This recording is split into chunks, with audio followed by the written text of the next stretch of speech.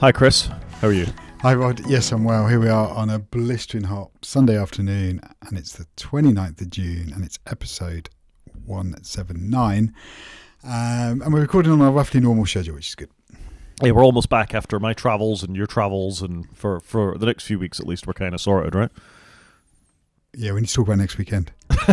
Okay, maybe we're not kind of sorted for the next couple of weeks, but that's okay. It's the British Formula 1 Grand Prix next weekend. I don't know what you're doing, but I'm going to Silverstone. Well, I'm not watching that, but the motorcycle Grand Prix was in Silverstone 4 weeks ago at this point. It's normally in July, so that's unusual. However, the big news in the MotoGP calendar, and I can tell you're excited about this, was it was Assen today, which is probably the oldest event on the calendar. I think it was 100 years of bike racing at the Assen racetrack this year, and 70 years of Yamaha motorcycles, which happened at the same sort of time. So yeah, a couple of big anniversaries, and we should probably put this in media. Liberty Group has also now fully finalised its deal with MotoGP, so Formula 1 and MotoGP owned by the same people. And MotoGP is about to get commercialised to high heaven. That's what's going to happen. Yeah, I'm not happy about it. You're going to have all the sponsors. You're going to have Lego. You're going to have Kit Kat. They've got a pasta brand that's linked to Formula 1. Like, it's insane. Everything. Formula 1's got everything. I mean, I think this should definitely have gone in media, but here we are. Well, MotoGP is definitely more energy drinks. A little bit of computers. Lenovo sponsor the main Ducati team. There's lots of sort of niche manufacturers of things, not huge amounts of big brand. Obviously, the tobacco sponsorship is long gone in most forms of sport, and they used to sponsor the red bikes. No, the sponsors I was just listing sponsor F1, not the cars, but F1, the company, have got their own sponsorship. The cars then have, or the teams then have their sponsorship. But it's insane. Like, F1's got its cruise sponsor, its champagne sponsor, like I say, its pasta sponsor, Kit Kat. It's just absolutely bonkers now, and that's what you're going to see. And then there's Lego produced with F1, and then there's a film. There's going to be a film, isn't it? MotoGP, the movie, because obviously we've got F1, the movie. So that's what the world you've got coming to you, and there's going to be Drive to Survive, and there's you're going to have all these things coming your way. Oh my god! Well, that sounds like a future I want no part in. Really, I just like my racing. And there's going to be loads of more fans. So if you do want to attend the circuit, it's going to be Ramos. That's what's going to happen. So what you're saying is I need to get myself to Portugal this year and watch the last race of the season, second to last race of the season, before it goes wrong. Yeah. If you want a buddy to come to Portugal with you, just shout. Oh, I think that might. Did you fancy a little trip to the south of Portugal to watch a bit of motorcycle racing? I got nothing else on this year. Why not? Yeah, I've got a puppy though. Tell us about that. I have got a puppy, and I've had my week of least productivity because a puppy is a bit like having a baby, I've discovered, and you don't get a lot done because you're always worried that they're going to get into trouble. So it's been quite a week and a learning curve. So not a lot of work done, but I quite enjoyed it. I mean, the interesting thing about a puppy is it's harder to get someone else to look after it than a child, I found. Potentially, but there are people you can pay, so that may well. Yeah, there are. And once you find a nice, reliable person, it does make a difference. It really does. And the summer holidays are always fun once we found somebody to actually look after them rather than a kennel, because the dog always came back from the kennel stinking. I mean, I don't think they abused her or mistreated her in any way, but she just being around other dogs all the time, she came back reeking. So, yeah, we've got all this fun to go through. But this year we're not really doing a huge amount, so it's the best time for us to have a puppy. Fair enough. Shall we do some follow-up? We better get straight into it because we're on the clock, aren't we? We are on the clock. Okay, so first up, and I talked about this last week, I said I'd put it in the show notes. I've only vaguely remember what happened in Helsinki, so I'm quite impressed with myself that I remember to put this in here. And this was an article, a long read from a Patreon post that was made open from Ada, who writes about technology stuff. But what happens when the AI bubble bursts specifically, and it's quite a long read, but I think it's probably worth spending your time doing it. And the be-all and the end-all of it is that the AI bubble will burst, is what her hypothesis is, and either we'll end up in a Web 2.0 world, or if it bursts in a slightly different way, i.e. it's a success, what will come out of that is that jobs that are now valued, such as developers and researchers and knowledge workers, will become less valued because it's not as big a deal. The AI type stuff will be able to do that kind of thing for you. And if it does burst, the technology will still exist, but it will live within the military-industrial complex, basically, surveillance, all that kind of stuff. So it makes for quite grim reading, really. Yeah. It feels to me like it's here to stay, a bit like the web. The internet came in the 90s when we were well, for us and from really everybody, it came in the late 90s, and then it never really went away. And it feels like AI is a bit like that. It's coming and it's going to evolve, and it will become prevalent. And we're getting to the point where it is getting very prevalent. Everybody's starting to use it. And then is it just going to plateau in my head, or is it going to, have many iterations where we keep getting put out of work? I don't know. Yeah, I mean, I agree with you. It's here to stay. The Web 2.0 thing didn't kill the internet. It didn't kill commerce. What you saw was a consolidation around companies like Amazon that came out of it incredibly well because they were well positioned. But everybody else that thought, that they were going to make a killing based on leaving some vowels out of the name of a particular website or something like that, a lot of that went away. And let's face it, that was the thing of Web 2.0, wasn't it? Yeah. So I'm with you. I think there'll be some of this left in the background, and it'll just become part of life. But I do think there's too much money in too few places. Like we talked last week about Apple potentially looking at Perplexity as a purchase.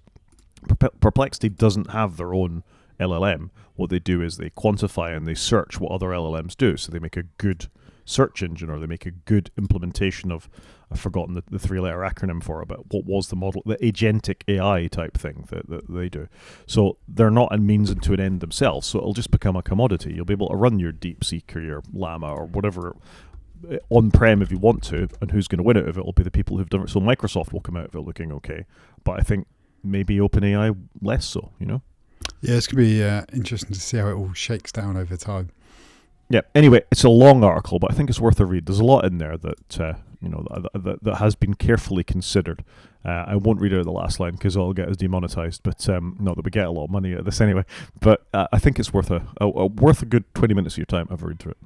Yeah, and you can always use AI to summarize it for you, surely. Yeah, that's probably a good idea, actually. He says, I'm sure it won't get anything wrong. Do you want to tell us about the Apple's response to the EU? Not really, because I'm fed up of all of it. Because, yes, so I should. Sorry, that's probably the wrong answer. Yes, I would love to tell you about Apple in the EU. So Apple again they've changed their EU policy, and actually I think Matt Roomer's doing quite a good job of distilling it down into some key bullets. They've got to come back and be compliant, but Apple is still fighting it. Is the outcome? But they've changed the rules to adhere to what the EU want.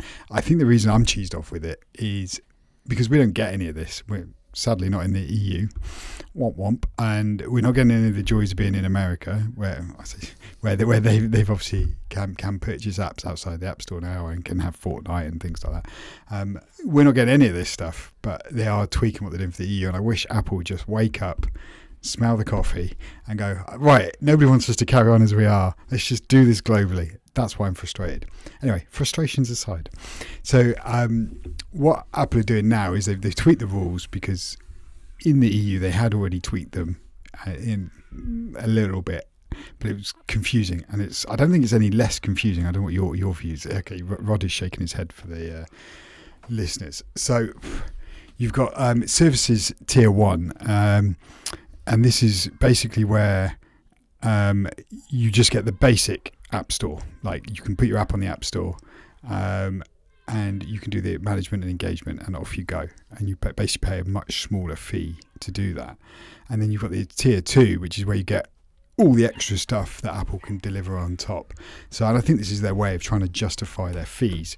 So they're going, well, if you don't want to pay a higher fee, you can just do the bog standard basic. I'd love to know whether they're doing any suppression of you appearing in search results or anything like that if you're a cheapest chips purchaser. Or you do tier 2, where you get everything that you get today basically, and they take obviously more of a cut for doing that. Yeah, so you've just explained that to me, and I vaguely get that. But then there's fees on top of this as well, no matter what there is. And I think the fees are dropping. Basically, even if you went outside of the App Store, Apple was still trying to get effectively their 27% out of you for doing it. And this is not much more simple. I think it comes down to about 15%. If you're a very small business, you've got to pay. It's not a core technology. What was it, CTP before? Now it's CTC, core technology charge, I think it is, instead of whatever it is. But it's 5% no matter which tier you're in, and then it's 5% for a store services fee up to 10%, and then 2% initial acquisition fee. And as I read through this, I just think this isn't any more simple than it was before. In fact, I think it's probably more complicated than it was before. And that is surely, once again, malicious compliance. It does feel like it. I don't understand why it's so complicated. I think Apple need to realise that 30% is the wrong number. As much as they're trying to justify it and trying to, whatever rules they're being asked to comply to, they're trying to get you back to that number. And they need to walk away from that and just move on. The world's moved on. They need to move on. They've just decided 30% is the amount of money they'd like to get. I mean, why is it 30%? Why wasn't it 70% when it launched? Why wasn't it 10%? You know, it's just a number that they've made up. I don't think it reflects any actual cost to them for listing a thing on the App Store and clicking through the link and how much money it makes. That there are different tiers for people that make over $1 million if you're in the App Store proper at the moment. But that's different. So it's just entirely made up. And I think that court case that Apple went through with Epic, as we saw in the United States, we know that it's made up. They know that they're chancing their arms with this. And the EU is not stupid. It's already fined them once. This is to stop them being fined further. But surely they're going to look at this and go, you're still not compliant, Apple. You know, all you've done is made it even harder. I'd hate to be working for a company where you're trying to work out what your costs are with Apple as you launch an app. And it must be so hard to try and determine how much should we allow for this. But it's not even that, is it? It's we've got to go through all the development. We don't even know if they're going to allow it in the first place. And if they do allow it, then we've got to have this cost on top of it. If the app's going to be big, it's even bigger. And in the EU, it's just another level of complication. And soon it's going to be different in Brazil, and soon it's going to be different in the United States, as you said a minute ago. So I don't think any of this is good. No, I agree with you. And I think maybe the 30% fee made sense when they first launched the App Store and there weren't as many iPhones in existence and there weren't as many apps. And it probably made sense back then of, we're going to do this and we're going to run it as a not-for-profit business. That's what the original statement was. And I think Apple just got used to so much money coming in, got drunk on their own Kool-Aid, and they've now completely forgot the premise of what the App Store was meant to do. And now we're in a position where it could be, it ultimately could be worse for everybody. But I think if they'd constantly reviewed it and tweaked the numbers down over time, they wouldn't then get a big hit in their quarterly numbers, because they could have stepped back from 30% slowly over time and got down to maybe 10%. But it wouldn't felt like a big drop because they would have done it slowly. As the numbers grew, rates came down, economies of scale, and it could have worked. Whereas now they've got used to all that cash coming in, and they don't want to do that. But this is fundamentally a feature of no competition, isn't it? If you look at what they charge for using Apple Pay, it's only a couple of percent in line with Square and all the other service providers that sort of have charges on credit or debit. And I think that's fine because they've got competition. They can't get away with charging those higher values because people will just go elsewhere. They won't put an Apple Pay button on their website. They'll just have a Stripe button or whatever it is instead. Yep. And those alternative payment options work. Because they have the monopoly is the only reason they're doing this and the only reason they're getting away with this. And this is why countries are, governments around the world are looking at them fundamentally. This isn't helping. I agree. I don't think this is achieving what everybody wanted. And I think Steve Troughton-Smith says it quite well as well. And once again, I'll read him verbatim because he's a clever lad. Will Apple's new EU structure pass this time? It all boils down to, can an app trying to compete with an Apple app offer the same level of pricing that Apple has? And the answer is still no. Apple still maintains the unfair advantage in both discoverability and in pricing. So by definition, their proposal does not satisfy the DMA. It might reduce their rate from 30 to 12% if you eschew the App Store discoverability, but that's still 12% more than any Apple app has to pay or needs to charge. Bang on.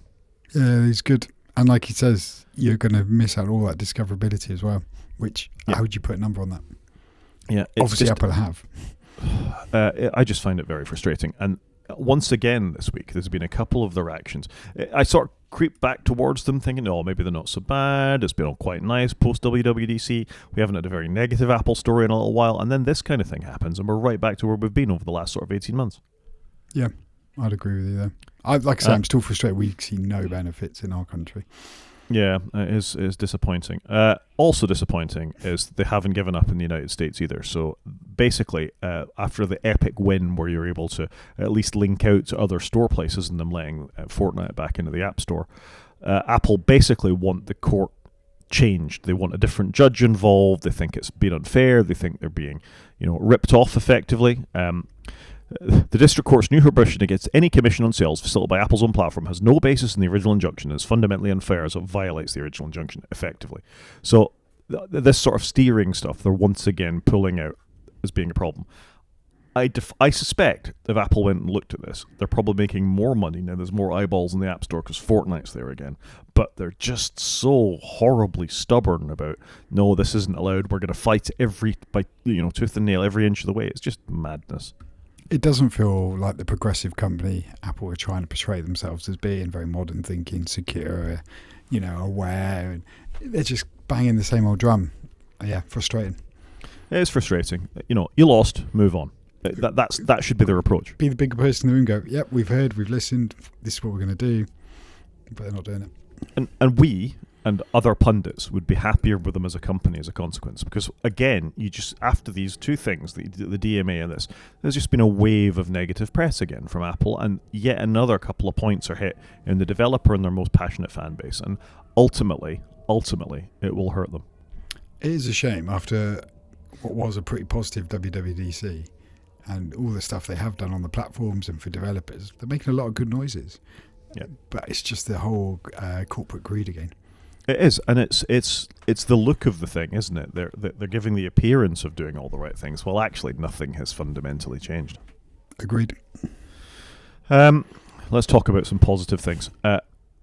Finn Voorhees, who's related to John Voorhees, who's a well-known podcaster and ex-lawyer, I think, in the Apple pundit-verse, did a little bit of digging around. Apparently there's a speech-to-text model built into the 26 beta of macOS Tahoe that uses the on-device LLM that Apple have built into it, not the sort of Apple Intelligence secure cloud version of it, but it's really, really fast, apparently. The Whisper model that has been well known, that's been released by OpenAI for a while, is a good model. It's very accurate, but it's slow. It normally takes me about 7 minutes when I put our podcast transcription in to see how long it comes out. This is able to do a sort of similar duration podcast or audio file in about a minute and a half, so it's significantly faster, this Apple model. It's pretty cool, isn't it? I think some of the tech they have got, and obviously Apple have downplayed quite a bit this year, I think. Rightly so after last year. But there's some really good stuff. And it's quite nice that Finn Voorhees, has been able to get in there and mess around with this. And an interesting thing that a couple of our stories have had this week that I don't think we feature, but you're able to access this using shortcuts as well. So you're able to access it with an iPhone or an iPad or a Mac. You don't need to be a developer to make use of some of these models. If you're clever enough with shortcuts, you can make use of it that way. That is cool. I think I genuinely believe they've done some really good stuff this year. See, look at us being all balanced. Here's a couple of positive Apple things right after the negative things. Agreed. Here's a positive thing. Not that I'm running iOS beta at the moment, beta 2, but they've tweaked the control center visibility. Did you notice this? I did. This probably wasn't my biggest gripe, if I'm honest, but I still think there are some fundamental issues with the glass interface, because you'll be, no matter where you are in the OS, you're in it, there'll be something behind a glass button or a tab bar, and it makes it look red or pink or blue. And so, why is that button blue? And it's like, it's not blue. It's just that there's something behind it. And so I think there is some tweaking to be done. So basically, they've made the opacity higher or lower. They made it, I'm trying to get it the right way around. But opacity higher would be clearer. Clearer. So they've made it lower, so it's less transparent behind, so it's blurring more. Beta 2 on the whole, though, I don't think it's brought that many changes. So they've tweaked this, but there's not really much in there that they've tweaked. It's all a bit nothing. Whereas normally Beta 2, there's loads of little changes in, because normally Beta 1 gets locked in so much further before WWDC. So I wonder if they're a bit behind in the development this year. And I don't know, we haven't seen many updates, that's all. No, I suspect they haven't been as ambitious in some ways this year. They've put it all in the design, and let's face it, beyond the design and the new look, there isn't that much that's new really in any of the betas. I mean, if you looked at tvOS, you'd say there was nothing new whatsoever. So, and for me, using macOS fairly heavily, I still detest how rounded everything is. More than anything else, I detest how rounded everything is. The corner radiuses are just dreadful. I haven't, because as we talked about last week, I'm not back on the iOS beta.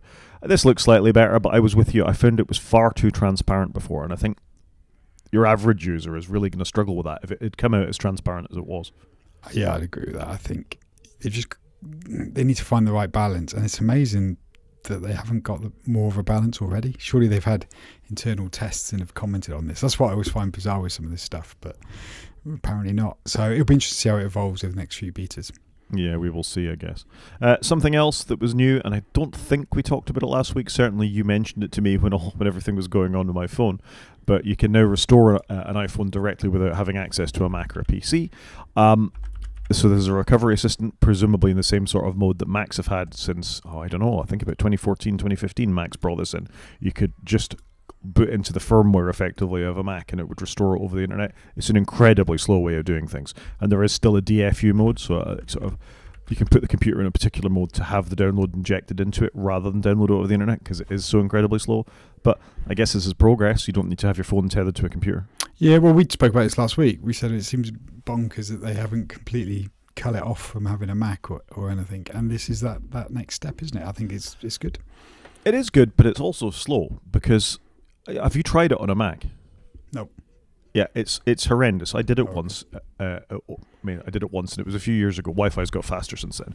But you're still downloading a 9 gigabyte file to your iPhone to do a restore on it. And iPhones are pretty good. They've got processing power and all the rest of it, but they don't have the same amount of RAM, and they certainly don't have the same internet connection speed as a connected computer. You know, if you've already downloaded the image file to your Mac, the chances are you've done it on fast Wi-Fi or you've done it with a network connection. Your phone is just sitting there with Wi-Fi, or whatever speed Wi-Fi you're on. So it is a slow process. But if you're in a bind, you could leave it going overnight, I guess, and it gives you an option. Whereas, you know, if you didn't have this, I don't know. It feels like the right thing to do. They're finally addressing it because you could be on holiday like you were you could be without a Mac. I was working. I was not on holiday. Sorry, you were at a conference working, but you could be out of the country, and I don't always take my Mac with me. So this would give me an option to try overnight of just kick off the download on the hotel Wi-Fi. Hopefully, wake up in the morning and it's downloaded and initiate it all. Yeah, I mean, I agree. It's a better thing to have. I just wonder if this. Maybe we don't know. Maybe you can plug in a USB-C Ethernet connection to this and actually plug it into a wired network, and it would be faster. I don't know. That probably would work. Well, you say that, but we don't know that. I mean, there's an interesting experiment to try sometimes. Anyway, but then you're not able to power it, are you? Hold my beer. One USB-C cable. And let's just see. You're going to do this live, are you? All right, just while you're plugging that in, and we'll have some instant follow-up. I'll move on. So to the next no. Your iPhone does support Ethernet. Well, there you go. Just like the iPad does. So there you go. So you can Ethernet your iPhone. There you go. In recovery mode. Oh well, this is just connecting in system settings, but it will work in settings, which fair enough. Okay, but you're not going to be able to power it while it's on Ethernet. You can get an adapter. Okay, so you could put it on MagSafe and Ethernet in the bottom. So we're plugging it into a dongle now as well. It's getting ever more tenuous. No, but I mean, fundamentally, it's the right thing to do. They are computers. They should be able to do computery type things. That's the be all, the end all of it. I'm just giving people a caution. I think this is going to be a fast thing in a bind. It ain't. It would be good. They should be in a position where all of their devices don't need another device to function. You know, that would be the future. The watch would be the perfect place to start with that. Well, most of the others are already there. The watch is the one. The watch is the one. Something that isn't the one is the Trump T1 phone. We talked about this last week, that it was $499 and made the questionable claim that it was going to be made in America. Well, they've had to step back from that, unsurprisingly. It's designed with American values in mind instead now. Surely Tim can stand up and say the same to Donald. Okay. Yeah, the iPhone 17. It's designed with our values in mind, but we can't make it here. I'm pretty sure that Mac devices and phones still say designed in Cupertino, California, or something like that. Yeah, that's been the tagline for a long time, hasn't it? So if it's good enough for Donald, surely it's good enough for every other American company with these tariffs. But there you go. I mean, it was quite an incredible claim. And it continues to be. It might be inspired by, but I suspect if they can get it for this price, it's made in China. Yeah, agreed. It's just not something you can flip overnight, as we've discussed. No. I am fascinated to see if this device actually comes out and it's not just a grift to get money out of people, how good it actually is. Yeah, it's going to be interesting. Is it actually going to be a good phone? I mean, it's got to be an interesting position to be in. You said this in a previous podcast, that previously American presidents weren't allowed to make money out of doing this kind of thing. You said it. Yeah. Well, they're not. Up till Trump, they haven't been. They've had to declare their taxes, which we know was a whole thing last time. There's a lot of issues that come along with this, and maybe he has put this into a trust fund that's being run by his company or his children or wherever this has gone from. But the brand of the President of the United States of America is very much behind this, isn't it? I mean, this isn't the Trump brand as such. I know it's gold and a bit tacky, but it's not Trump himself that's doing this. It's the United States of America that sort of sits behind this, isn't it? There's even an American flag on the back of it, for goodness sake. So you're for want of a better word, you're pimping the office of the United States, the President of the United States of America as part of your phone here. So it's an interesting strategy. But what I'm saying is there'll be a hardcore of people that will buy this. Yeah, there will be. And if anybody's blurring the lines of presidency and business, it's our current president, I think. Our president. Or the current president, should I say. The current president, yeah, I think so. Anything else to say about the Trump T1 phone, or should we move on? I'm never going to buy this phone. And I doubt you are. Well, I'm Android curious at the best of times, but I got to think a nice Samsung or a nice Google Pixel or something like that, or a nothing phone, as we've talked about before, which is cheaper and probably a better phone, would be a far better option for most Probably people. Be supported longer than the 4 years of a presidency. Yeah, it seems likely, doesn't it? Should we do some news? Yeah, let's do it. Do you want to tell us about the iPad Pro? Apparently the new iPad Pro, when it comes out at some point, will support an M5, but drum roll, will have thinner bezels. So the iPad M4 that came out about a year ago, 18 months ago, it just looked like its predecessor. Nothing really changed. It was a bit thinner.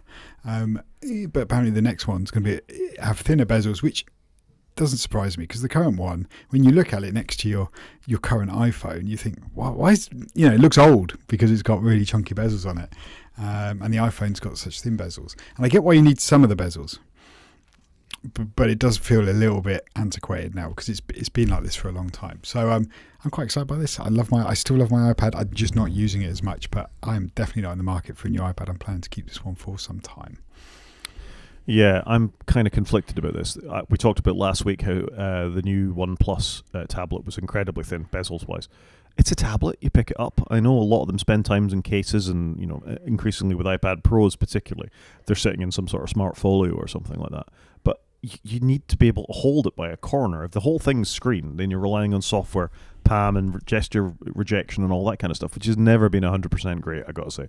So I notice, now I run around caseless on my phone, that I do get accidental input all the time on my phone when I'm holding it. Maybe you're holding it wrong. I was waiting for the joke. I teed it up and you smacked it straight down the fairway. I'm very predictable. But I question, of course, to make it look cool, they've made it very, very thin. But I do think you need a certain amount of bezel on there to be able to grasp the damn thing. You're going to go and grab your iPad now, are you? All right, great. They look chunky. They look chunky. But does it matter? Yeah, give me a little bit more screen.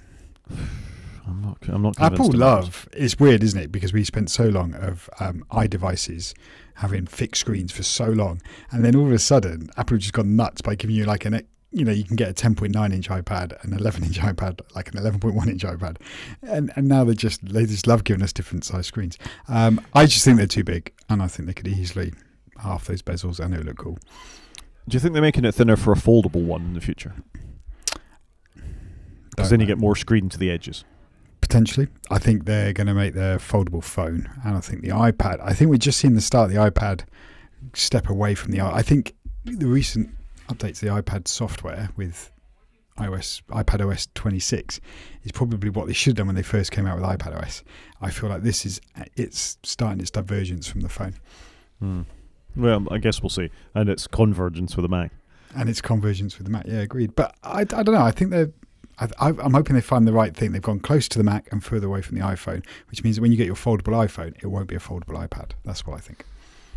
Or when it unfolds, it will be a foldable iPad. No, I don't think it will be. It will just be a big iPhone.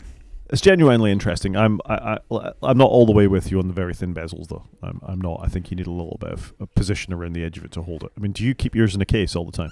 It's largely in my keyboard folio when I was working, and more so in a folio thing, just because I spent so much money on it. Yeah, but you don't have this problem with your phone. No, I don't. But my phone's half the cost of my iPad, so the contradiction is real. Yeah, true. But also, I do lob my iPad in a bag with other stuff, whereas my phone is always in one pocket without anything else to scratch it. Yeah, okay. For me, they just need to do something more about the weight of the smart cases than the actual iPad. I completely agree with you there. But I'm just happy the iPad seems to be getting lots of love generally. Like, it's getting better chips, it's getting some design. It's great. I love that it's still a product in their lineup. Yeah, it's more than just that, though, isn't it? It doesn't remain it's not like an Apple TV or a HomePod, which just remains a product in their lineup. This is, it's actively being developed. Yeah, it's a product we actually realise is still a product in our lineup. Something that isn't a product in Apple's lineup is WhatsApp, but WhatsApp have recently been a few concerns raised about them in Congress. Congress has said that staffers should not have WhatsApp on their phones. This surprises me slightly, I must say, because for all my raised eyebrow about WhatsApp, it is two-factor, it's two-factor authenticated, it's end-to-end encrypted, it has a lot of security built in. As long as you don't get into the updates tab and you don't share your contacts with WhatsApp, it's a fairly secure application. So I don't know what Congress's problem is with it here. As much as I don't use it, I completely agree with all your statements. I'm amazed, though, that they're going, we don't want you to use WhatsApp, but we want you to use iMessage. Whereas surely if you're a corporation or an organisation, you want them to use, I'm going to say Teams, something like Teams, where you've got control over the data. You can retain it, you can search it, you can gather it. Whereas iMessage and WhatsApp, there's not a lot you can do with most of it. You say you've got control over the data, but surely Azure or wherever your back end is, Microsoft fundamentally have control over the data. They do, but like with iMessage, though, there's no way of you of running a subject access request on somebody's iMessages. If you want to search for words, or you've got a legal case and you want to, you're being asked to, submit all your data, you can't search all your iMessage records. So I'm surprised they're pushing people towards iMessage. I find that bizarre. I guess it stays on device, doesn't it? But I'm with you. Maybe they've got, let's face it, there's been enough spyware like not spyware, but hacking tools like Pegasus to be able to remove stuff from people's iPhones that they're quite confident that the US government has a version of that lying around, whereas maybe in WhatsApp's case they don't. Quite possibly, but iMessage just isn't a corporate messaging platform, and it shouldn't be used as such. But the irony in this, that, you've got the Secretary of Defense, Pete Hegseth, who was clean on OPSEC for using a hacked version of Signal that wasn't secure at all, to talk about actual, war plans and when there were servicemen out there. So they're having a go at this for it not being, not knowing in their language, the lack of transparency in how it protects user data, whereas you've got your very senior officials in the government just inviting journalists into chats anyway. So, Yeah, I kind of agree with you here. I find the whole thing bizarre that so many companies rely on these IM apps that just aren't corporately viable. Well, yeah. I mean, I don't know what the British position is on this, but I would, if you're recommending iMessage rather than WhatsApp, then you're implying that everybody in the Congress is making use of iOS devices, which they probably are until they get the Trump phone. Well, I guess I suppose most of them are Republicans. Maybe they are, but then iMessage ain't going to work on those. No, it's not at all, and that's going to be a problem for them, isn't it?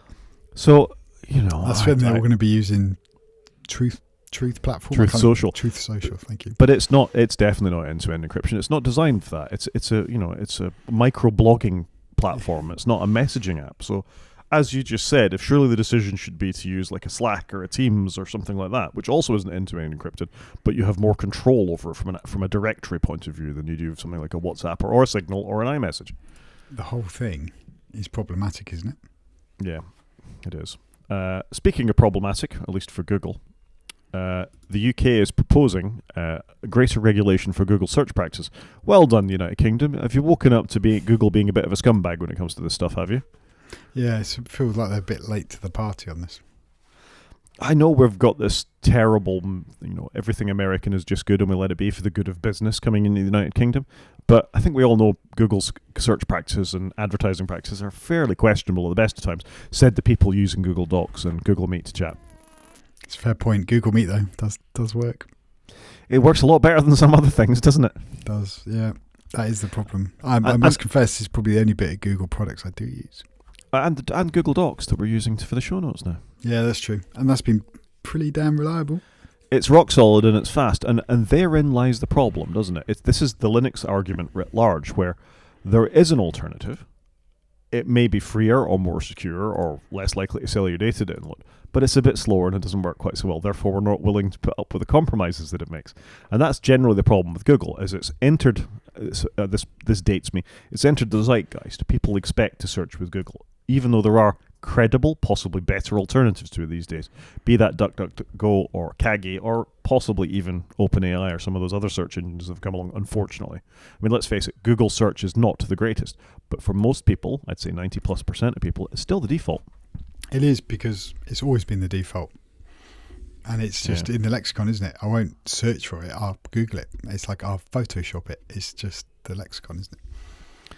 Yeah, so this is the Competitions and Markets Authority once again having a look at Google. They're not going to make a decision on this until October the 13th, so as always, there's a bit of a wait and see about this. But Google search has delivered tremendous benefits. There you go, you got to pat the corporate back. But our investigation so far suggests there are ways to make these markets more open, competitive, and innovative. Because of course there are, because everybody just uses Google. So, and as we've talked about before, the dark patterns and the way that they carry out searching on some of their platforms leaves a lot to be desired. So, yeah, fair enough. Yeah, fair enough. I mean, they're going to be behind the Department of Justice because, let's face it, if Android or search or whatever gets spun off from Google in the United States, nothing the CMA is going to decide will make any difference to that. Yeah, we still don't know what the answer to that is, do we? We don't. Something else we don't know, or people who don't know the answer to anything, is Hewlett-Packard, I think. So Hewlett-Packard, who we don't talk about much in this podcast because I kind of view them as irrelevant, I'm afraid. Chris is... I'm nodding. I keep forgetting how much money they have and that the stuff they seem to acquire and do stuff with. It's bizarre. It mind boggles me, HP, to be honest. Yeah, I don't know why they're still around, really. And it's a shame because they were truly a great company for a long time, who I would have bought their stuff even for a period, even before Apple. Yeah, and it is odd with them because I just go to them for an inkjet printer, and I was looking at one the other day. I was fixing it for somebody, and I was like, actually, this HP printer is as rubbish as it was 20 years ago. How has this tech not really moved on? But I don't really know what HP do. You know, they just they do corporate or enterprise. They do home user, and I don't think they're great at any of it. No. So they still make servers. They still make laptops. They still make bits and pieces. Like you say, they've still got home stuff. They certainly still make very bad printers. And buy a Brother printer, by the way. If you're looking to buy a laser printer, just buy a Brother one. Anyway, in hindsight, that's what we should have done. Absolutely. I recommended one to my mother-in-law about 6 months ago, and I haven't heard a thing about it since. It's been amazing. Then that is the best printer you can ever buy. It's the best printer that I've ever recommended. But what this is Hewlett-Packard moving towards agentic AI, as is everybody else. But it feels a bit Apple-y to me, this. They're kind of behind the curve, aren't they? They're suddenly going, agents are really big in AI. And what they want to do is they want to sell you some Aruba networking kit, and they want to sell you some servers to be able to run your agentic AI, hopefully with some NVIDIA chips in it. That's what it all comes to. But it feels a bit Johnny-come-lately from a company that who put all their chips in the services basket a long time ago. Why are they so slow with this? Yeah, I agree with you. I agree with you. It feels very, very behind the curve for them, whereas normally they're making acquisitions. And they bought the Humane Pin, didn't they? Yeah, they did. So but then they bought Palm. They obviously knew AI was a thing. They bought Palm back in the day as well, and that didn't work out too well for them either. That did not work out terribly well, no. Something else that might not work out well, and continuing Apple's questionable push into rubbish adverts recently. And I didn't get this alert, but apparently many people's wallets in the United States were getting an advert for the F1 movie. Did you get the advert? No, but I do turn off nearly all notifications of nearly every app. So no big surprise I didn't get it, but it feels Apple, you've overstepped the mark again between the operating system and the person who also makes movies or does other services. You've overstepped here. I mean, this is your wallet. Into this goes your plane tickets and your car keys and all that kind of stuff. There is no business in an advert being in there. Nobody else is allowed to put an advert through there. So why are they? I think this is bad. There's so much hype around this F1 movie. There is. I got to say, none of it is making me want to go and see it.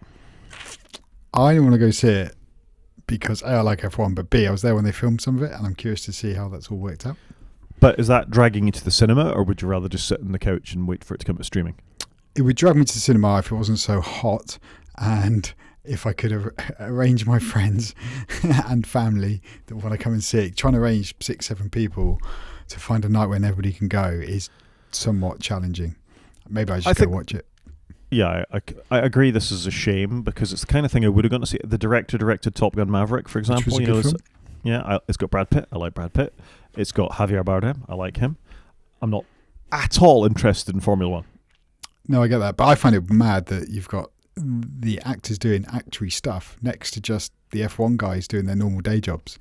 Because you're going to see them standing on the pits and then next to just the F1 teams doing their thing. And I'm really curious to see how all that works. And does it actually work as a good movie? I mean, I'd rather go and see the Superman movie, and I'm not going to go and see that. So I haven't been to cinema in ages. And there's the new Pixar film that I think we spoke about last week where they barely announced it, which is really odd. And it feels like Pixar have done a really rubbish job of telling you there's a new film, and Apple have done an awful job of it because they've abused their position as a platform owner. Yeah, and that's exactly right. I mean, to sum this story up, they're abusing their position, and this kind of advertising is the reason lots of people are leaving Windows, because Microsoft are pushing these kinds of ads into all manner of places in the operating system, and stick it in the wallet is egregious, and I don't like it, and it's just another little cut in the death by 1,000 cuts they're putting us through at the moment. Agreed. Moving on, and speaking of maybe escaping those 1,000 cuts, there's a new model of Fairphone. We've spoken about Fairphone before, so this is the modular repairable phone made by a company in the Netherlands. They've upgraded everything, bigger batteries, better cameras, better screens, blah, blah, blah. It's about $600, or €600 rather, which is $696. It looks like a solid upgrade. The last Fairphone 3 was supported for about 5 years, I think. So, this is good. If you drop your phone and smash the screen, it's easier to replace it. New camera module. They've added a few things in terms of accessories, so like a MagSafe wallet for the back and a loop if you want to secure it in your finger. And it runs a de-Googled OS as well. So I think this is a great alternative for people who are trying to step back from the hegemonization of American tech companies. Do you know what really sells it to me? If you scroll up, that picture. There is a picture of a phone with a battery that looks really easy to swap out. And then if you scroll back down again, on the back of the phone, it looks like it's a nice, easy to remove panel. Like, I can just take the back off my phone, take the battery out with some screws by the looks of it, and swap it. And it's like, yep, that's pretty much it. And it's like, that looks amazing. Because what would we all like to do about a year into owning a phone? Swap out the battery probably for like 50 quid. Brilliant. I think that's exactly right. It's probably it'll be an adequate phone. It's probably never going to be the greatest phone in the world because, as I've learned with framework laptops, you make sacrifices for the purposes of modularity. But that's okay. I know what I'm getting into. And you're right. I think it's 3 screws. The previous Fairphone, you could just pop the battery out like Nokia's used to do back in the day. But I think, I know, for the purposes of waterproofing and things like that, I think they actually secure it now. But it's 3 screws. It's good looking phone as well. It looks like a phone you wouldn't be embarrassed to show. I like the little touch of colour on the button. Things like that are nice. Genuinely, I would consider one of these as my next phone. I think. Ooh.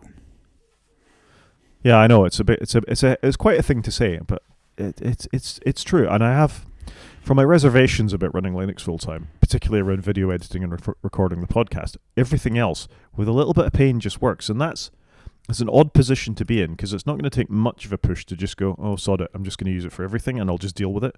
And I think that's always the hump. It was the hump between leaving Windows and going to Mac, and you probably felt the same sort of thing. The little pinch points, the things like, oh, it's a little bit harder to do this, or that doesn't work quite the way I'm used to. But at some point you just go, it's just what I'm used to, and you get on with it. When I first went to my iPad full time in 2020, you just had to learn to do things differently. It'd be a lot easier moving now. But back then it was a bit harder, but I took the pain, and for me it was worth the payoff. Yeah. Something that might be worth a push to Microsoft is they're taking antivirus providers out of the Windows kernel. This is relevant because the CrowdStrike thing was injected into the Windows kernel. So this is why Microsoft are doing this. Yeah, obviously there was a big outage with CrowdStrike late last summer, I think it was, if memory serves, where basically CrowdStrike pushed an update. It then, in essence, bricked a load of PCs, made them reboot. Lots of blue screens, like even in Times Square, you'd see big blue screens of death, as it were. I'm amazed they haven't done this before now. It's probably a massive engineering task, though, to be fair. It makes sense. I'm amazed AV products were allowed to be in the kernel, so makes sense. This is interesting. If you extend this to games, which we're going to talk about in a minute, but not about this specific topic, but just the subject. Lots of anti-cheat stuff for Windows is based on being in the kernel. Presumably that's a vector for attack as well. How will that be dealt with? Yeah, it's an area I don't know a lot about, but I'm aware of it. So it's a fair point if they're going to push anti-AV out. Maybe they've got a way of doing it, but sandboxing it in some way. I don't know. Yeah. They're also redesigning the blue screen of death, as we've talked about before. It's going to be black and not blue, so maybe those things are going to go together too. Yeah, I probably want some get away from that blue screen of death branding, I guess. I think that's it for news, unless we've missed something. Should we move on? Let's move on. So, Car Corner, Bicycle Corner. We talked about this last week. We talked about the Rally 1 e-bike. You and I both thought it looked nice. We thought it was a good-looking bike. Good sort of DNA from the Van Moof guys. What I hadn't realised is they want to charge a subscription with it. Did you see this?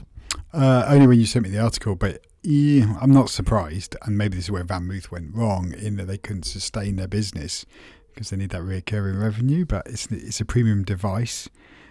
Would I want to buy a bike with a £7 a month subscription? I'm a bit subscription adverse if I can avoid it. I'd rather pay a bit more up front and not have any future fees to pay. This really gets up my nose, frankly. Van Moof did sell me a bike that was a well-made bike that I would buy another one of. I didn't need a subscription with it. Adding a subscription to it would probably made me not buy the bike, because it's a bike that I bought and I own. Unless you have ongoing payments for your car, you own your car at the moment. You own your computer. Certainly the hardware, if not the software. So now they're going to start charging you a subscription for functions of the vehicle, which I suppose BMW have pioneered. But but it never really went anywhere, though, did it? It kind of died a quiet death. I think in everywhere else but software, this is a bad idea. Yeah, I agree. Like I say, I'm a subscription first. I try and keep my monthly costs low, and like I say, I'd rather spend, I don't know, an extra £100 up front and know that I haven't got any more cost to bear until I choose to replace it in a few years' time. So yeah. And that's how you build a business. Surely you build a good product and people want to come back and buy another one. That was the Apple way for a very, very long time. Looks cool though. It does look. I think the design's really good, and with the Raleigh branding, it really works. Yeah, I agree. It's a nice looking bike. I think it looks cool. However, I'm not in the market for a bike. I need to use the one I bought. Fair enough. I'm not using mine so much because they've changed the parking situation at work, so I need to figure that out. Really, I need a better lock on it. Oh. Somebody else that's doing something vaguely new is Tesla. Other than the market shares plummeting all around the world, they've delivered their first car. It drove itself to the customer. Was this? So it drove the 30 miles from its factory to wherever the customer, 30 minutes from where its factory was to the customer, and delivered itself. Given how their robotaxis have been reported on in the last couple of weeks in Atlanta, I don't think I'd want this to happen. Quite a cool marketing stunt. You've got to accept that. The world's most boring car drives itself. It does look boring. I'm sorry. The outside of the Tesla just looks really dull. It's my personal opinion. And I know they've got some great smarts. And without Tesla, I wouldn't have had an electric BMW because they've pushed it all along. But I think the new ones look really boring. But I feel your frustrations on it. I think a car driving itself just does not feel right to me one iota. So this can only happen in Austin because that's where the robotaxi project is ongoing. It couldn't happen anywhere else in the United States. And Elon sacked all the people that do all the regulatory stuff in the government when he was part of, what was it, Doge. Department of Efficiencies. So it's just, the whole thing is just bonkers to me. Yeah, the robotaxi stuff's not going so well, so I'm surprised this was allowed to happen, but as you say, there's no comeuppance for them for doing it. I'm with you. I think the cars are very boring. Even when I had it, I thought it looked boring. It looked a bit like a fish. It's interesting BYD have copied the look of the Tesla Model 3 effectively for their vehicles. This new Model Y, they've put a light bar across the front, so it's a bit more Cybertruck looking. So it looks slightly more interesting than the last one, but not at all.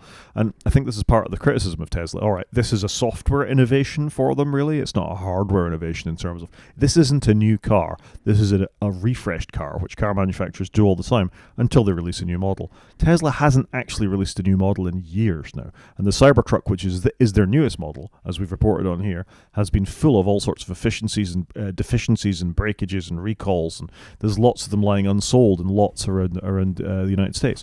So I think they've got bigger problems than just the car being able to drive itself to its customer. Marketing, no substance. Do you think people are going to do this though? Like, I don't know. It's not that much of a hardship to go to your dealership and pick up a new car. I always thought it was quite exciting. I guess I've done it so rarely. I've not had that many new cars. So normally I'm buying some banger for second hand. But I still go and get the car. Yeah. No, I do agree with you. It's Yeah, part that of the first drive choice. away is exciting. Yeah. Anyway, nothing else to say about that. Should we do some media? Yeah, we haven't got much media, have we? We haven't. We have Smoke on Apple TV Plus, though. Yeah, so I popped this in here. I haven't seen it yet, but it's directed by the director of Blackbird that was on Apple TV with the main lead, Taron Egerton, who was in Kingsman. I just thought this looked interesting, just thought I'd put it out there, and it's got 71 by reviewers and 84% by viewers, so it's scored okay by viewers. So I'm curious to see it because I did enjoy Blackbird when it was out. I thought the cast was good, the direction was good. So I'm annoyed it's a TV show. I'd rather just have a film, but there you go. So Taron Egerton, Welsh. I did not know that. There you go. He's I think he's from Pembroke, something like that. Oh, okay. So yeah, you'll have to listen to his American accent. I have seen this. I've seen the first 2 episodes of this, as it happens. And your thoughts? You look genuinely surprised. It's good. It's solid. It's there's some really good acting in there. There's a good twist at the end of episode 2, but I'm just going to throw in here, and I will remember to put it in the show notes, that The Guardian actually gave it 4 out of 5 stars and said no TV show has ever been worth sticking with more. Because I'm always worried with Apple TV shows that there's a few of them I've watched the first episode or the first 2 episodes and just given up on because they haven't been very good. This is good. This quite a compelling sort of premise. It makes me think of Backdraft. Do you remember the film Backdraft? Yeah, a long time ago. Was that Kurt Russell? Kurt Russell, yeah. Okay. Because it's about an arson investigator and his partner. And there's sort of 2 people starting fires in the city in which they are, and the idea is they've got to track them down. It also has Rafe Spall in it, who I have a lot of time for too. Yeah, he's awesome. So there's some good actors in it, and this review from The Guardian made me go and watch it. So yeah, I've seen the first 2 episodes, and they say stick with it to the 3rd one because it's all like wow. And I got to say, based on the twist at the end of the 2nd one, I'm coming back for the 3rd one. Oh, that's good. I think for me, Apple TV Plus has had some good hits lately. Like I watched that thing with John Hamm in it. I watched the narcotics thing. I've had some good hits with it, like I say. So I'm dead keen to watch this. Yep, good. And then we've got the news that Denis Villeneuve is going to be directing the next Bond film. What do you think of that? I'm quite cool with that. I'd like a different take. Very cool. What do you think? I think I love Denis Villeneuve because the 2 Dune films are fantastic. They're exactly the sort of interpretations of Frank Herbert's work that I wanted to see. So he's a bit of an auteur, and I really liked, I can't remember the name of the film, the weird one with Amy Adams and Hawkeye. Oh gosh, I should have done this before the show. It's an amazing film. Denis Villeneuve's movies. Help me. August 32nd on Earth, Maelstrom, Polytechnique, Incendiaries, Prisoners, Enemy, Sicario, Arrival, Blade Runner 2049. Arrival. So Sicario is a phenomenal movie. I don't know if you've seen Sicario. I have seen Sicario. I actually really enjoyed that, and I've seen the 2 Dune films. Yeah, and both Dune films. So give him Bond by all means, and let him do his thing with it. Don't give him any studio rules or anything like that. I'm here for this, frankly. I think if you look at his films, he's done a wide range of films, well directed, but different. Very different styles. If you know what I mean, like. I think he will get the right. I don't know. I feel good with this. He's a good director. I feel quite cool with this. And I got to say, working with other people's work, because Blade Runner 2049 was an extremely solid sequel to Blade Runner. Blade Runner is one of my favorite films of all time. So we can reinterpret people's work as he's proved with Blade Runner and with Dune, and sort of the original work when it came to Sicario and Arrival.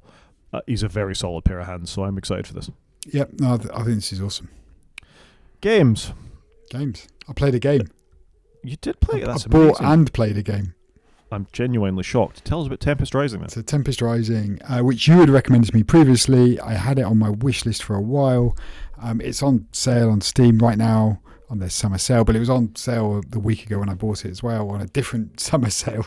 But anyway, I bought Tempest Rising, which is basically a modern version of Command & Conquer that I love so much. It's taken me a little while just to get used to some of it, but actually it's really well done. Quite a cool game. I'm really impressed with it. I think they've done a good job. They've taken what was C&C and modernised it, I think, in a fairly easy way to get used to it. And I've done the first few levels. I just think it's really cool. Really impressed with it. The graphics are awesome. It's cool and a little challenging. So really like the concept. I'm quite looking forward to doing a bit more of it. Nice. Yeah, it looks good. I don't have a lot to say. It's on sale on Steam right now for $27.99 for the standard edition. Which seems a you've good got to- price for a game. Like, you got 2 campaigns to play. Apparently there's a 3rd campaign coming, so Who doesn't like a bit of real-time strategy as well? Certainly you and I are big fans of it. So I don't know if this will work on my Linux gaming desktops, which is always a question for me. I think I tried to play the demo and I could watch the intro video and then it just died.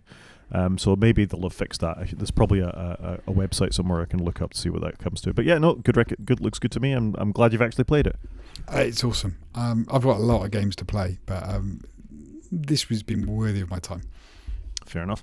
Something that might help you play them, and I'm curious about buying this myself. 8-Bit Do, who make controllers for all manners of things. Typically, I think they started as looking very Nintendo-like. They sort of made a replica of the original NES controller, the square one. Have gradually transitioned, and that's where the 8-bit comes from. They look like the old 8-bit consoles. Have gradually transitioned into quite a well-regarded controller manufacturer. And I just thought this 8-bit 2 Ultimate 2 wireless controller, bit of a mouthful, was an interesting looking one. Obviously much more inspired by an Xbox than anything else. But with a firmware update, which they made available to it, is now completely compatible with the Switch 2 as well. So this will work on your Mac, on your Windows, and on your Switch. And I think that's quite compelling, actually, for not a terribly expensive controller. That's quite cool. And if you scroll down, you can actually change the colour of the lights on it and stuff. I mean, it does look quite cool. I've got a lot of controllers. I'm not sure I should buy any more. But yeah, I like the look of it. It looks awesome, doesn't it? It really does. And, you know, I think it's under £50 in the UK, whereas a Switch Pro controller is almost 80 quid. So for 47.35 in the UK at the moment, I think it's quite a decent device. And it's got Hall effect sticks, so you're not going to have any drift like you do with the Switch consoles. Or the PlayStation. I've got 2 PlayStation controllers with stick drift. I've just bought another PlayStation controller for about £50-60. Yeah. So I think this is a really good deal. So if you want something to chuck in your bag or to play with your Switch, I like I say, I'm 8-bit Do Ultimate 2 wireless curious at the moment. Yeah, no, I can see that. I would be interested in one of these. And last but not least for gaming, we have an update to Civ 7, which I haven't come back to in months now, but this is a major update, a multi-gigabyte update that's changed lots of things in the game, far too many things to go through, but they're bringing lots of things back into it in this case, able to adjust how the ages work, all sorts of things within that, more granular difficulty. You can disable legacy paths, you can do all sorts of things, and we're told the automated Discover is coming shortly as well. So they're obviously working away in the background on Civ 7. It does feel like a lot of games at the moment get released a little bit early. That's what I'm seeing. Less so on the Nintendo side, definitely on Steam. And there's a lot of patches bringing back functionality. I've seen it with Commandos, seen it with Civ. And I guess they've got to ship it, but it does worry me that we've reached a world where it's like, just ship it. And we'll patch it afterwards. And there is a balance to be had there, I think. I agree, but I think ever since Civ 5, Civ games have been like this, that they release something and then they patch and they patch and they patch until they get to the point that people just accept it. So I'm just glad to see that it's happening, really, because it didn't get great reviews at launch, and neither you nor I seem to have been as passionate about it as previous Civ games. Definitely not as sticky for me as I would like, but I would like to revisit it. So maybe I've got to get through Tempest Rising, Commandos, and then I'll go back to Civ. Yeah, I'm going to try and do the same thing. If I ever find 5 minutes, I'm going to give Civ 7 another crack of the whip. Fair enough. Main show? Let's do it. Very short. I just thought it might be worth revisiting my Volvo, which is about 6 months since I've had it now. So I've kind of got used to it. It's had some features added to it since I bought it. So I bought a Volvo EX30. I think we talked about it in January this year. In Onyx Black. It's quite a nice looking little car. It's very non-Volvo in the sense that it's just one screen in the middle, more like a Tesla than a Volvo. Actually, that's something I quite like about it because I was used to that with the Model 3. It's not the biggest car in the world. It's probably not much bigger than a Volkswagen Golf or something like that. Yeah, and I just thought I'd feed back on almost 6 months worth of ownership if that sounded vaguely interesting. It does. I was just looking it up actually because at some point I may need to buy a car. And I was like, I wonder how much one of these is second-hand, because obviously electric cars don't hold their value terribly well, do they? No, they don't. And there's lots of reasons for that. I mean, it's interesting in one way. I think people are very worried about battery degradation. They think about their phones and they think how quickly the battery is going to phone. An electric car is not quite the same. The battery management in an electric car is very different to what you get in your mobile phone. Yeah, I must say, I'm looking at one in black now. I think it looks good. It's a good looking car in black. It is a good looking car, and black's the colour I've got. So just to talk about the software side of it, it's not as mature as the Tesla was. It absolutely isn't. It doesn't have a lot of the features, and in a way that's a good thing, because I think after 4 months of the Tesla, they released a software update that moved every button on the touchscreen everywhere. Yes, my BMW, I thought the software was really good in it, but again, like it didn't do half the things the Tesla would do, but I was alright with that because I didn't need half those things. Does it tell me how fast I'm going, and does it do CarPlay? As long as it does those two things, I'm pretty good. Yeah, so it does both those things. Whoop, whoop. The CarPlay implementation is a bit odd in the sense that it projects into the middle of the screen, so you still have because you need to see the cars or the controls around it. Okay. It takes over 2/3 of the screen and leaves the borders at the top and the bottom, so like the soft touch buttons at the bottom and the speedo and sort of warnings up at the top, but the CarPlay takes over the rest. And it works fine. It's wireless CarPlay. You get in the phone, it connects to your phone, and there you go. You can run it, your podcasts or whatever come over the speaker system. It's what most people would want.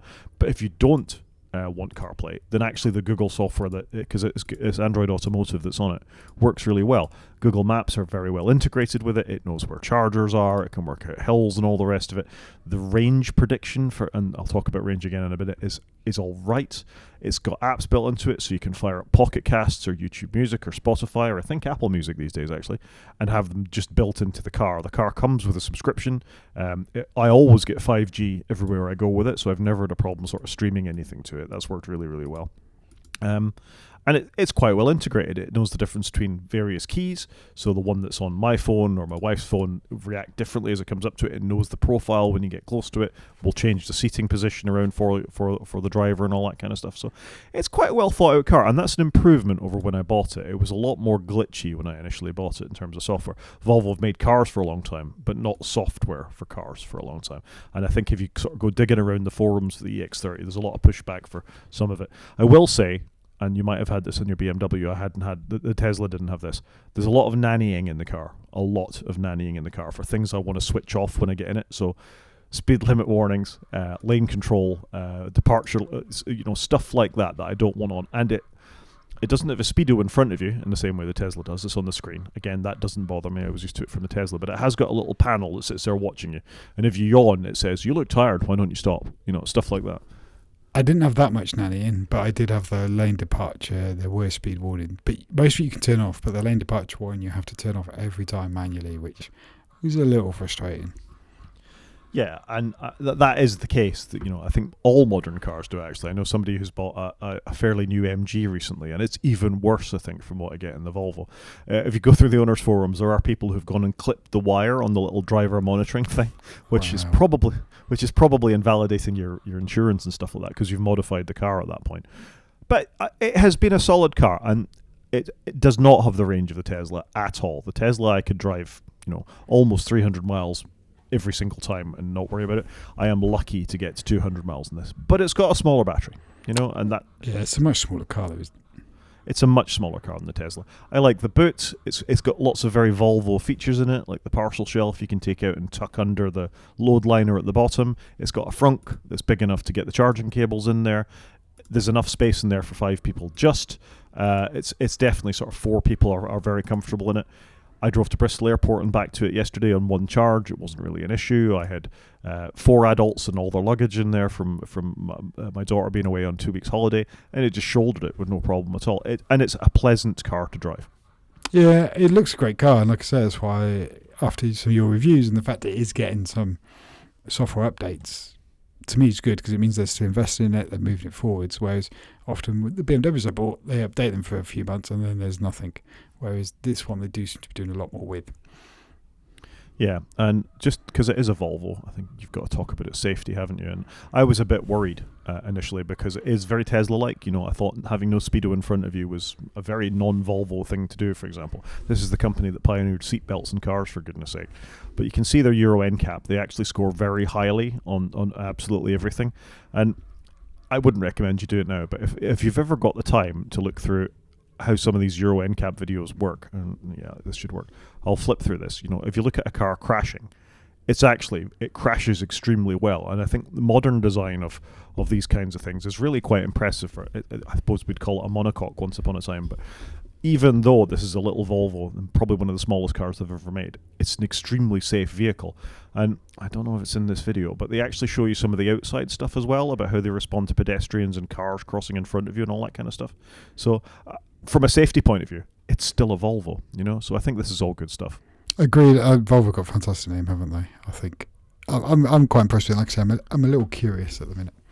Yeah, so there you go. And I didn't even know Euro NCAP did this kind of stuff anymore, where they took it actually out into the field to test the active safety features of crashing into cars, pedestrians walking out in front of you, all this kind of stuff. What will it do? Yeah, it's really good, isn't it? And the fact it's all on YouTube is I didn't realise this was a thing. Yeah, it's just another thing to look at in your car. So anyway, there you go. That's my pot. Would I buy another one? Probably. Which is more than, considering I didn't buy another Tesla, I think probably is a decent answer. Yeah, I'd be the same with my Beamer if I wasn't paying for it.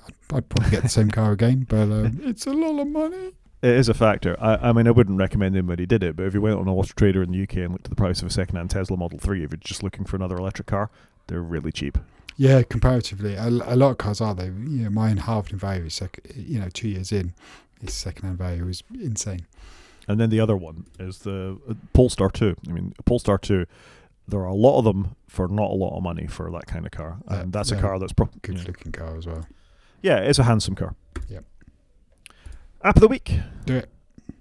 And my app of the week is called 13-Foot Ladder, which is handy for getting around the odd paywall. I think you could, if you can, then you should pay for subscriptions to websites and things like that. But for the odd thing that you can't get around and you desperately want to see the content, 13-Foot Ladder will often remove a lot of the payment barriers to these things. So it has occasionally been useful, but I'm just putting out there for information. I wouldn't recommend people use them all the time. I had never heard of this. It's quite a nice little thing. What put me onto it was there's a self-hosted thing. You know how manic I am about self-hosting things that you can run as well, called Marina, which I might make app of the week at some point if I can figure out how to get it working reliably. But that will let you do this in a sort of more systematic way. But yeah, it's just another part of my arsenal for things. I don't continually want ads. I don't want to be tracked. I don't want to, I run a pie hole inside of my network and all the rest of it. So I just see this as another useful tool in the toolbox to manage websites that are a bit heavy about pushing their wares down your throat. Yep, no, I understand that. That makes sense. There you go. Thing of the week. I've gone for Glastonbury on the iPlayer. So here in Britain, we've got Glastonbury on this weekend. Lots of music acts at a farm in Somerset. I'm not sure I would love to go, but I love watching some of the acts. And they've got some good acts from the 90s. They had Alanis Morissette on Friday. They've had Supergrass. They had Pulp yesterday. And it's all archived on the BBC, and you can go and watch it. And I think they always do a really good job. The coverage is really good.